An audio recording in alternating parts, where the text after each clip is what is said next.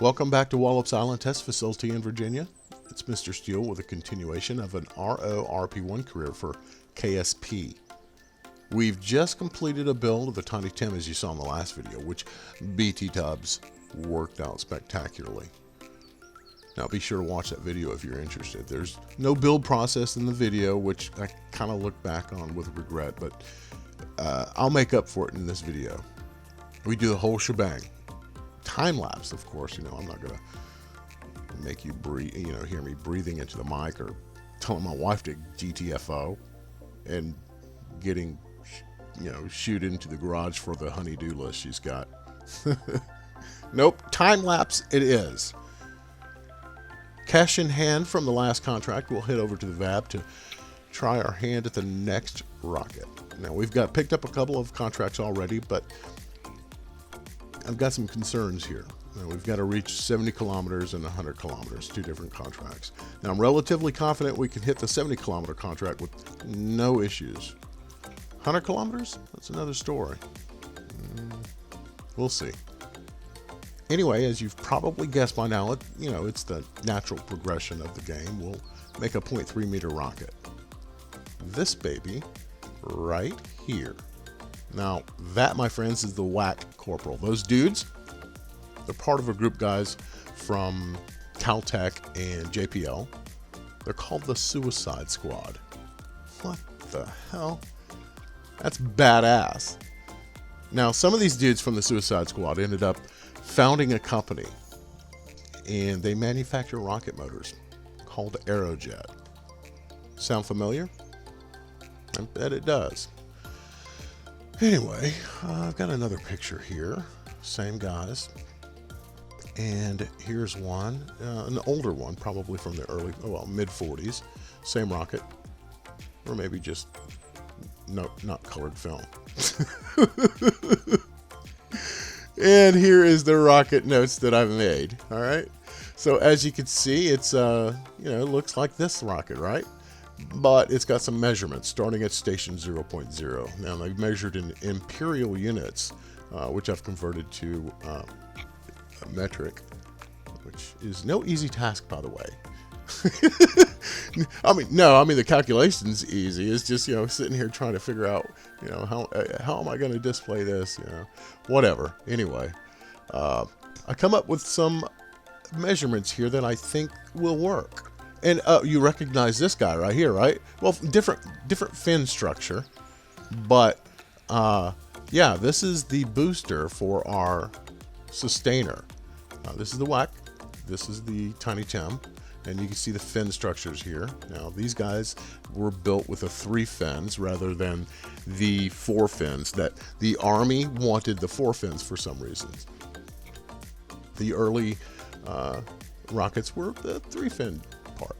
Anyway, logo RP1, and they named the rockets after the round of firing.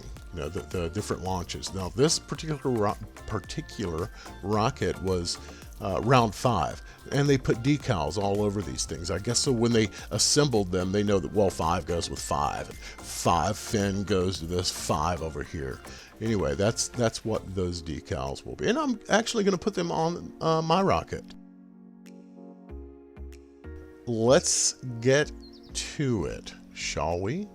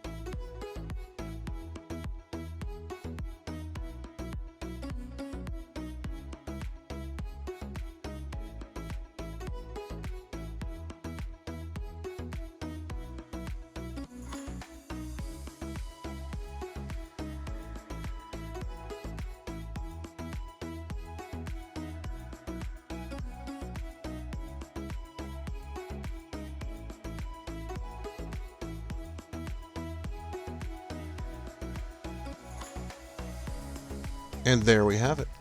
The Whack Corporal build. Looks pretty cool.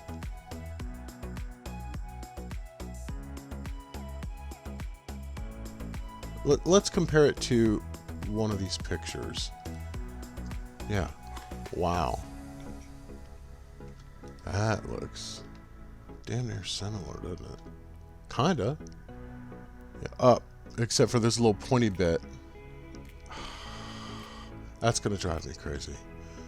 Well, I'm not gonna make another tank just for that little bitty tip thing. Yeah, I'm just gonna have to deal with that.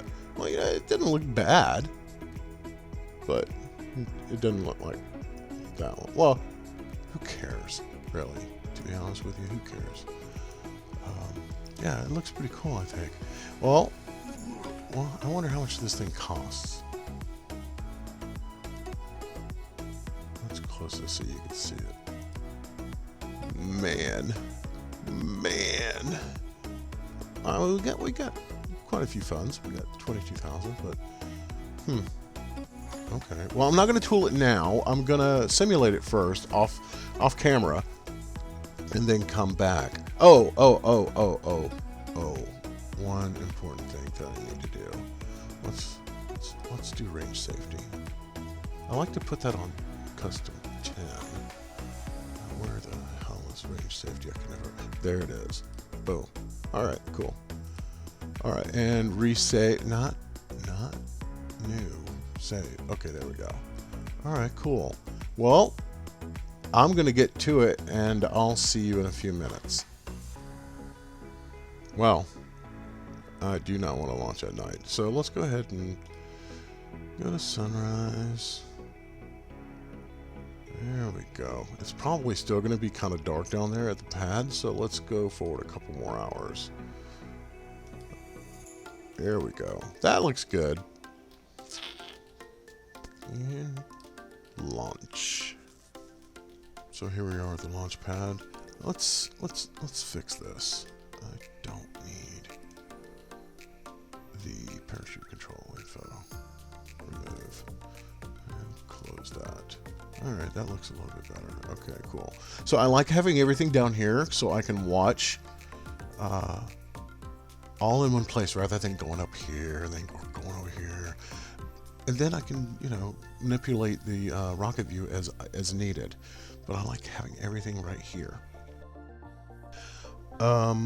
What else? Okay, so let's go ahead and use ascent guidance for this. Stages are set correctly. We want to fire the rocket at the same time as the Tiny Tim booster and the rail as it releases. So look here, we've got this connector here. Unfortunately, this rocket, this rocket's not going to be.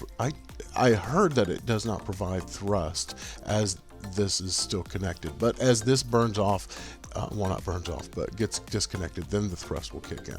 But anyway, we need this so the rocket engine actually ignites. So anyway, so stage, we don't want to go to 0. Let's just stop at 1 and make sure. Okay, this doesn't matter, but I like to have it. Okay, cool. Let's zoom out a little bit so we can watch this. And I don't know how to work this launch countdown. That would be kind of cool. It would probably be annoying after a while, but whatever. All right, so we are at, you can see that our angle of attack is 0 and our pitch is set to 85.1, as expected. So let's go ahead and launch. How do you launch? Oh. Engage autopilot. 3, 2, 1, go. Oh, yeah. Oh. All right. Everything looks good. Angle of attack is perfect. Look at that. Perfect. Got a little bit of pitch decreasing as we gain altitude as expected. We got 34 seconds left in the rocket engine. Now, we didn't discuss Delta V, but you guys probably saw it and you're going, 1400 Delta V, that ain't going to go anywhere. Well, it's all right. Anyway, you know what I want to look at? Let's look at the flight recorder in Q. There we go. It started dropping off, you know, around here, which is good. The wings, the fins are not going to get ripped off, which is kind of cool. And we'll just go with the altitude. There we go. What's our apophysis going to be? Jesus Christ, 85 kilometers. Hell yes. Look at that. That is badass. Look how cool that looks.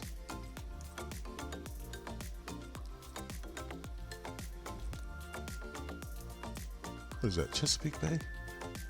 I think so. This is Virginia, right? That must be Norfolk.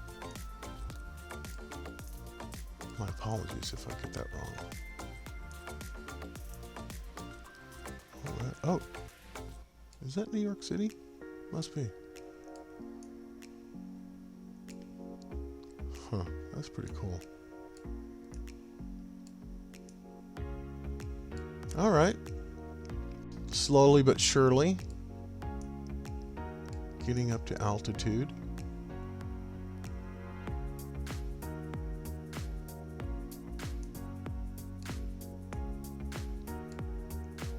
Oh Christ, what about the parachute? Oh, right, okay. Whew. Forgot I had one more thing to stage. Parachute. Not quite at that time to do so. Not yet. That looks badass, don't it? All you old timers are going, dude, it's a sounding rocket?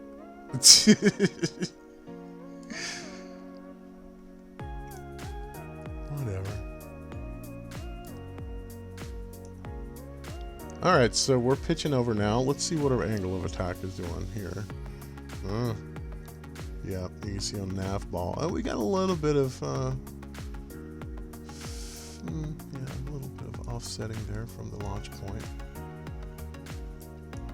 What do you call it? Phase angle from the launch point, I guess? I don't know. Just trying to sound smart. Anyway.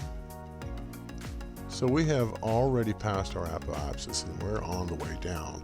So the chute has not been staged yet, but I guess I can go ahead and start once we get a little bit closer to where it should deploy. I believe the, what do you call it, the drogue chute, which by the way I dislike the model. I don't want to say hate because I don't want to disparage the model makers, but I dislike that little wee small thing, but it does the job. So yeah, you'll see, or you won't see when it comes out because it hides the body of the rocket. All right, so let's go ahead and stage this. All right, and you'll note that on the flight recorder, this is where I first staged the rocket. I don't know what significance that is. Maybe if I was doing some going back and looking at it somehow. All right, so 30,000 meters.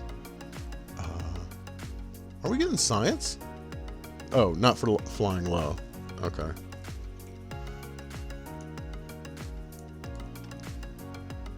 Come on, get to it, buddy.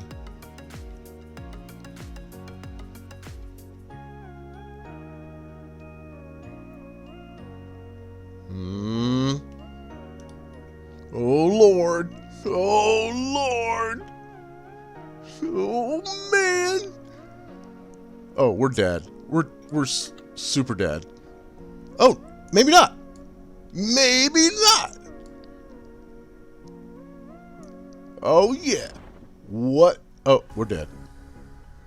Oh no, there's the chute. Oh my God, why do you do this?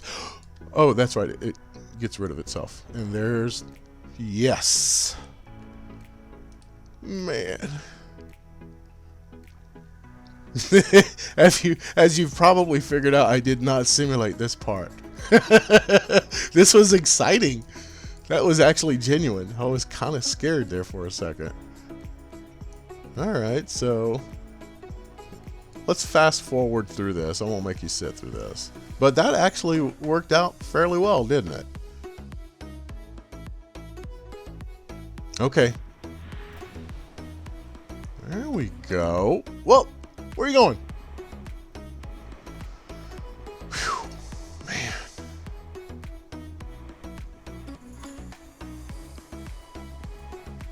Cover. Normal recovery.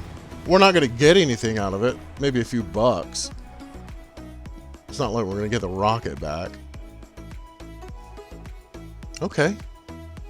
So, nothing. But we did get 5 for recovery of a vessel that survived a flight. That's awesome. Because we are already behind the curve there on science. Just because of the Tiny Tim didn't gather any science. Man, that's pretty cool. So we've got a total of 8 science. Man, I should have been looking at my science as it was being gathered. Oh well, maybe next time. So we've got some funds back. Didn't get crap for those. That kind of sucks. Well, the avionics is pretty expensive, and the Aerobee engine. Oh right, yeah, that's cool. So we've got 33,631 funds. All right. Well, you know what that means. That means we need to put all these funds into some sort of upgrade.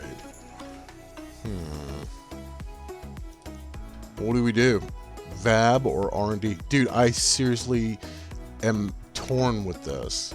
I know that you can increase the tempo of your launch with points into VAB. And if you can't build your rockets fast enough, if you're going the research route, then your research will outpace your. That's a strategy. Well, you know what? I think 70 days, 3 months. What was it? 2.5 months to build this is. It's okay. I'm going to be launching another couple, maybe. Well, most definitely, just because. Well, I don't know. How am I going to get money? Oh, breaking barriers, I guess. You know, historical barriers, I guess. You know, like 1,000 kilometers an hour or whatever. Okay, so let's buy something. 20,000 funds. Wow. I'm going to put it into R&D. It's going to take 4 or 5 days off of whatever I know. You know what? Let's hold on to this and let's take a look at it and see what. So let's go to research and development. First thing, right off the bat, I know that a lot of people recommend going the post-war rocketry testing route right off the bat to get these upgrades, especially for the XASR for the rocket engine that we're using. But I'm kind of torn into going into early solid rocket engines just because. This boy right here, the Aerojet 2.5 KS. That thing is badass, right? And that'll help any subsequent launches I have for the White Corporal, or possibly, as I increase the diameter of the rockets, then that will definitely help the engine. Well, not necessarily the engine, but just getting it off the pad. Man, look at that. That is. Something to think about. Post-war rocketry. How many days does this take? It doesn't tell you. It doesn't tell you how long it's going to take, does it? That is a miss. Oh, there's my science. Okay. Nothing. I got this, and that. Okay, so I need to do some more pressure scans in the upper atmosphere. Oh, okay. So this is kind of like a strategy type thing. Okay, so we can launch another one, get some more science. We don't get crap for that. Okay. Well, it makes sense. We already know. What's the pressure down at the beach, boys? Oh, let me put down my beer. Okay, so we'll get. Okay, I get it. And wait a minute, what's up with that? Oh, the upper atmosphere. Right on. Okay. But it doesn't tell me how long.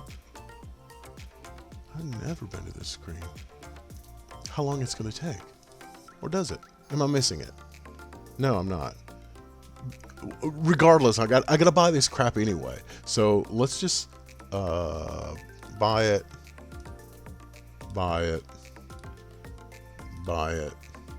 And then we could reorder this. Early tracking, definitely early tracking, just because of this avionics upgrade is so much needed. The mass reduction of 34.5%, in my opinion, is well worth one research. But where in the stack does it go? That's something for another discussion. I'll probably do that off screen. Anyway, back to the upgrades. Oh, wait a minute. Now I know how long it's going to take. Retarded. Okay, so tech. 100. Are you kidding me? Jesus Christ. Well, okay, so if it takes 70 days to build a rocket, so we could build 2 rockets and not get any type of upgrade. That's kind of cool, but I'm willing to bet you that I'm not going to get much, even if I do put this into the tech. But I'm going to do it anyway. Now, I've seen some people talk about go VAB all the way up to maybe 8 to 10 points, and then start putting things into the research. And then eventually you'll get a ratio that you like, 2 points of VAB to 1 point research, 2 points VAB, 1 point, or whatever. Or maybe increase research to equal, how many points you put. Man, these what do you call this? RORP1 dudes, they have given us a conundrum. Made the game a lot better, in my opinion. All right, let's just put it in the R&D. Oh, let's take a look at it real quick. So 140, essentially 146 days. All right, R&D. Jeez, that's not much. I'm agonizing over 1 freaking point, guys.